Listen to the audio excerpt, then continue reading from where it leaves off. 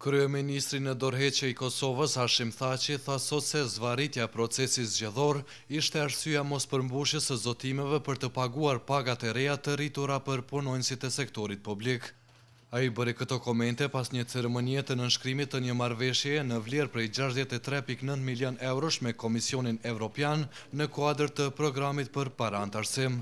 Kryeministri Thaçi tha se vendimi për rritjen e pagave është në fuqi dhe ai do të zbatohet mënjherë pas miratimit të buxhetit të këtij viti. Moszbatimi i këtij vendimi nxiti shumë reagime në Kosovë, ku organizatat sindikale paralajmëruan protesta muajin që vjen, ndërsa partitë politike kritikuan qeverinë në largim për premtime paraelektorale pa mbulesë. Kryeministri Thaçi tha se faji qëndron tek ata që kanë zvarritur procesin zgjedhor dhe kanë ngadalësuar krijimin e institucioneve. Kisha planifikuar ndërtimin e institucioneve në janar. Stërzgjatja e procesit elektoral ka qenë faktori vendimtar. Ai vendim është në fuqi dhe njerëzit do t'i marrin pagat me aprovimin e buxhetit në Kuvendin e Kosovës.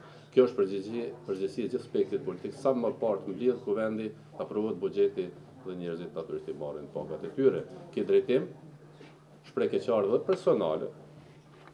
Shpreh edhe mlefin tim për këtë vonesë pa nevojshme dhe mund të them vendimin të ndikuar direkt në Gjykatën Supreme për rivotim në Mitrovicë. Ai tha se ka marrë një mandat të qartë për të luajtur rolin e faktorit bashkues në vend në cilësinë e kryeministrit të ri të Kosovës dhe se nga e hëna do të fillojë bisedat me forcat e tjera politike për krijimin e siç tha ai një qeverie shumë përfshirëse dhe shumë etnike. Zoti Thaçi tha se partia e tij ka siguruar numrin e mjaftueshëm të deputetëve për krijimin e qeverisë së ri të Kosovës në një afat shumë të shkurtër. Synimi im është dhe me besim plot të them që procesi i ndërtimit të institucioneve të përmbyllet para 3 vjetorit të kremtimit të shpatës së Kosovës, shteti i pavarur dhe sovran. Prandaj kontrata ime me qytetarin vazhdon. Por sot kryeministri Thaçi nuk shpalosi më shumë hollësi rreth partnerëve të mundshëm të koalicionit të ri qeverisës. Aktualisht më të përvijuarat mbetën mundësia që qeveria e re të përbëhet nga Partia Demokratike dhe Aleanca për Armërinë e Kosovës, por në tryezë është hedhur edhe mundësia që pjesë e qeverisë të jetë edhe Aleanca Kosova e Re. Lidhja Demokratike e Kosovës ka deklaruar se do të mbetet në opozit, ndërsa një qëndrim të prerë për të qëndruar jashtë strukturave qeveritare ka shfaqur edhe lëvizja vetëvendosje.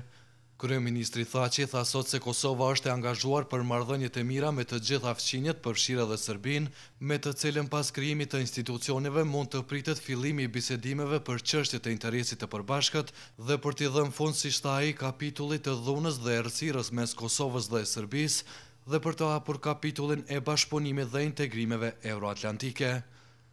Për Zërin e Amerikës, Leonat Shehu, Prishtinë.